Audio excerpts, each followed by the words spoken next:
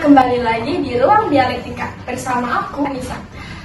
Tempat di mana kita membahas berbagai isu dengan menarik, santai, tapi tetap kritis. Coba jujur deh, sekarang kita kan dimudahkan banget nih sama teknologi. Mau nyari materi tinggal ketik, mau nyari referensi tinggal klik. Nah, dengan semua kemudahan yang udah kita dapat, apakah teknologi itu mempermudah kita untuk mencari materi itu secara betul dengan kita memahaminya, atau dengan adanya teknologi ini kita jadi ketergantungan dan gak tepat untuk memahami materi tersebut. Nah, kita akan bahas itu sekarang. Hari ini kita kedatangan narasumber yang sangat hebat dan luar biasa, yaitu ada Kak Rosia. Kak, hai. Ya, hai Kak Anissa ya? Iya, apa kabar? Alhamdulillah baik sekali. Nah, kita juga bersama dengan Kak Linaja. Hai Kak Lina. Halo Kak Anissa, Alhamdulillah. alhamdulillah baik sekali. Belakangan ini lagi ramai banget nih perdebatan terkait media pembelajaran secara metode digital dan konvensional menggunakan buku fisik. Banyak perdebatan tentang hasil akhir dari pembelajaran tersebut, lalu tentang karakter dari anak dan peran dari AI ke pendidikan. Tadi aku sempat dengar nih ya, tadi dari Kak Anissa bahwa kita mau bahas tentang topik pembelajaran konvensional dan juga pembelajaran digital. Nah, karena juga pengaruh terhadap perkembangan belajar pada saat ini ya, yaitu dengan perkembangan teknologi juga di AI gitu ya. Nah, ini aku tertarik banget sih, apalagi kita ya sebagai mahasiswa, ini pasti topik yang paling menarik banget sih untuk kita bahas lebih lanjut. Ya nggak sih Kalin? Bener banget. Menurut saya ini pembahasan yang menarik karena ini relate ya sama kehidupan kita mahasiswa yang sehari-harinya ada yang kadang online atau ya offline juga. Nah, betul banget. Hari ini kita akan membahas tentang metode digital dan metode konvensional. Nah, apakah teknologi ini benar-benar membantu kita dalam pembelajaran atau justru malah membuat kita jadi ketergantungan akan teknologi tersebut? Nah, hari ini akan kita bahas dengan kedua. Nah, aku mau nanya dulu nih ke Rosi. Kamu kan termasuk yang sering menggunakan media digital dan seringlah ya menggunakan teknologi. Menurut kamu, keuntungan utama menggunakan media digital atau teknologi itu apa sih, Ros? Oke. Kalau menurut aku nih ya, kalau belajar kita menggunakan digital atau teknologi, paling kerasa itu fleksibilitasnya nih Kak Nisa. Nah, kenapa fleksibilitasnya? Karena kita itu bisa belajar kapan aja dan juga di mana aja. Kita nggak perlu nih nunggu di kelas tertentu ataupun di waktu tertentu. Nah, kalau misalkan kita bahas secara teori sesuai dengan teorinya self-directed learning dari Malcolm Knowles, yaitu di situ tuh ya kita bisa belajar berulang-ulang dan juga bisa belajar kapan aja dan kita bisa mengeksplor. Nah, di teori ini itu kita punya kendali yang besar untuk proses belajar kita sendiri. Jadi kita bisa nih ngatur ritme belajar kita. Kita mau belajar dengan cepat atau kita belajar dengan lambat atau kita bahkan bisa mengulang-ulang pelajaran kita gitu. Jadi kita punya kendali pada proses belajar kita sendiri. Kita nggak perlu harus berlari-lari mengikuti proses belajar orang lain gitu loh Kak Nisa. Jadi dulu kalau kita itu belajar di kelas itu pakai papan tulis, kemudian lebih pada keaktifan gurunya. Nah, sekarang kita berubah nih dengan perkembangan teknologi ini, kita berubah yaitu dengan menggunakan LMS. Ada pernah dengar kan LMS ya Kak? Iya. Nah, itu kita bisa mengakses atau belajar dari LMS itu, yaitu lebih ke apa ya? Keaktifan dari siswanya tersebut. Kalau misalkan siswa tersebut nggak buka LMS-nya, pasti dia nggak bakal tahu materinya. Tapi kalau dulu, kalau misalkan guru tidak menjelaskan, siswa tidak akan tahu materinya, iya nggak sih? Betul. Gitu. Teknologi seperti augmented reality. Nah, itu tuh kalau kita penggunaan AI itu bukan cuma melatih kita dalam belajar, tapi juga melatih kita digital literasi gitu ya. Nah, kalau misalkan seperti Quizzes atau Kahoot, Google Form atau tadi misalkan LMS gitu. Jadi kita bisa mengakses lebih luas dan juga kita tahu platform-platform baru yang dikembangkan dari teknologi ini kan Nisa. Tuh. Oh begitu ya Kak Rosi. Bahkan nih di bidang-bidang tertentu yang ada di SMK seperti SMK Telkom ada tuh namanya jurusan editing video ataupun ke desain grafis dan lainnya. Nah itu akan lebih mendekati ke dunia kerja kan Nisa. Nah kalau kita nih ya dalam lingkup mahasiswa juga sering menggunakan nih kayak ChatGPT, Gemini, Cloud AI atau Site AI gitu kan. Nah itu juga akan mempermudah kita dalam pembelajaran kan, dalam mengerjakan tugas dan juga untuk mencari referensi seperti di Site AI kan kita bisa mencari referensi dari jurnal internasional. Nah seperti itu Kak. Sebagai calon guru kita pasti butuh nih yang namanya pembuatan modul ajar RPP. Nah kita bisa nih gunain AI walaupun kita nggak menjiplak banget dalam penggunaan AI itu, tapi kita bisa mencari referensi dari situ Kak, gitu. Oke, dari pembahasan yang Mbak Rosi tadi tuh menarik banget sih. AI itu memang membantu kita di berbagai bidang ya teman-teman. Nah, kalau menurut Kak Anu sendiri gimana tuh menanggapi dari pernyataan Mbak Rosi? Oke, kalau menurut saya setuju dengan pernyataan Mbak Rosi di mana saat ini di digital itu lebih memudahkan kita ya, jadi lebih praktis gitu. Tapi ada hal penting yang perlu kita ketahui bahwa kemudahan penggunaan AI atau teknologi inilah ya, teknologi itu akan memberikan dampak yang ada baiknya gitu. Jadi kemudahan teknologi itu bisa membuat kita terjebak dalam masalah psikologi. Yang pertama nih, yang namanya the illusion of competence. Enaknya tuh dimana kita itu merasa udah memahami apa yang kita baca dikit gitu, atau apa yang telah kita lihat gitu dari yang kita lihat baik di internet ya, TikTok, di TikTok, Instagram, di media sosial. Itu kita sebenarnya baru baca informasi yang sedikit, tapi kita udah merasa memahami hal itu banget gitu. Itu namanya illusion of competence. Jadi pemahaman itu hanya sebuah ilusi, sebenarnya dia belum sepenuhnya paham gitu. Itu yang pertama. Yang kedua itu ada kecanduan game, kecanduan media sosial.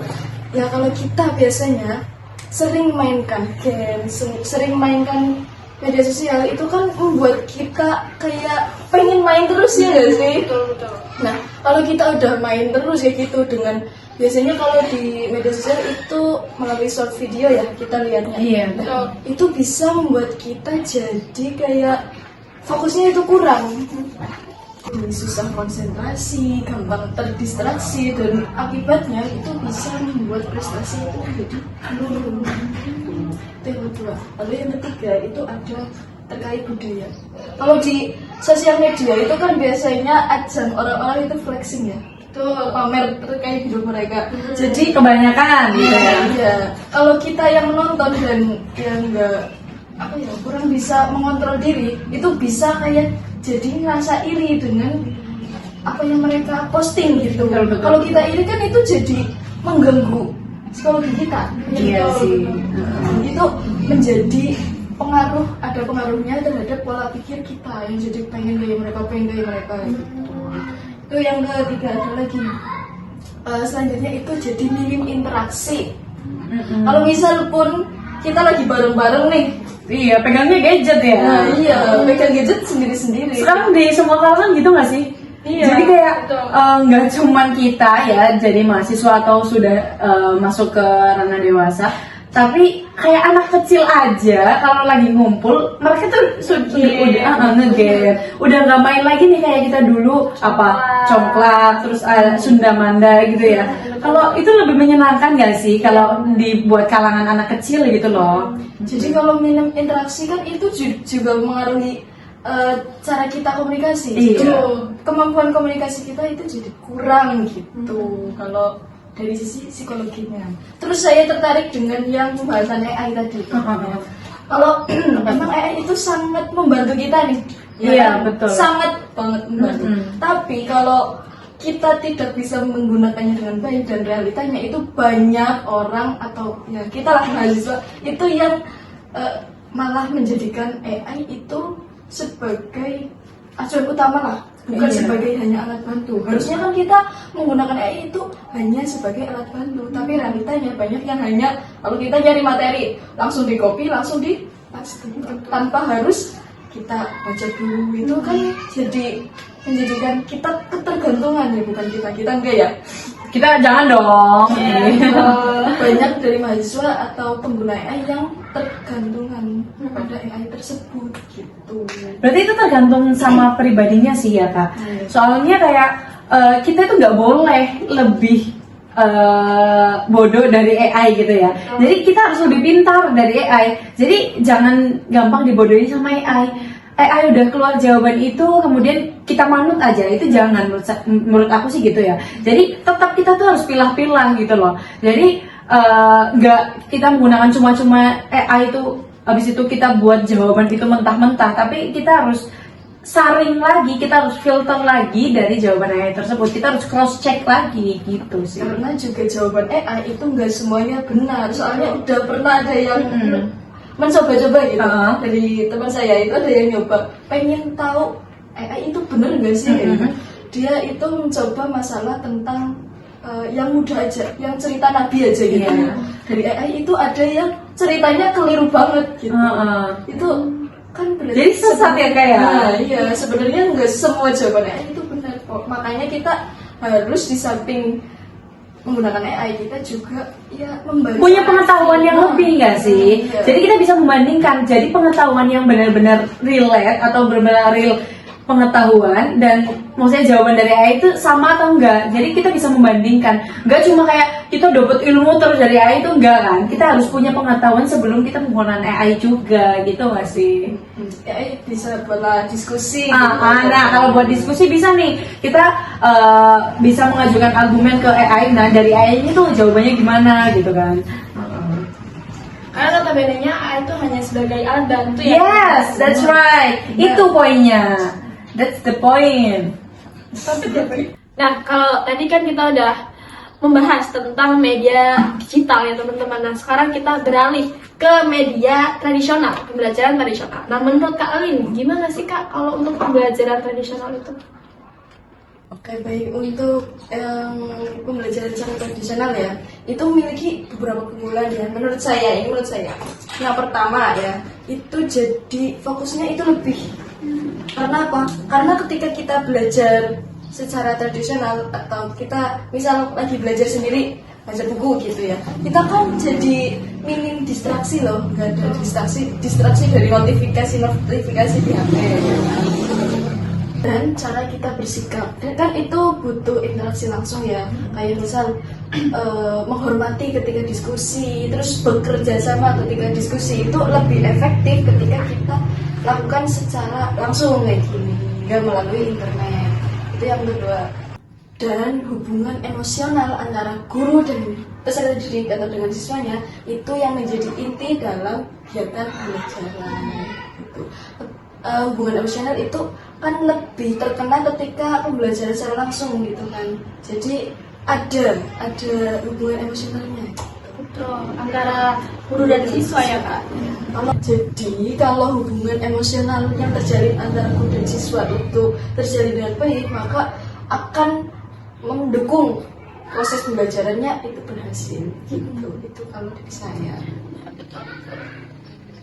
Dan yang terakhir nih dari sisi kemanusiaan ya, peran guru itu tidak dapat tergantikan oleh AI. Nah, guru itu kan tidak hanya berperan sebagai pengajar, tapi juga pendidik kita gitu ya. Aku setuju banget sih sama poin Lin tadi tentang peran guru yang nggak tergantikan pada era sekarang ini. Nah, itu sesuai juga sama teorinya Albert Bandura, yaitu tentang social learning theory, yang mana pembelajaran itu tidak jauh dari observasi langsung. Nah, kita pernah ngalamin nih ketika pandemi kemarin di COVID-19.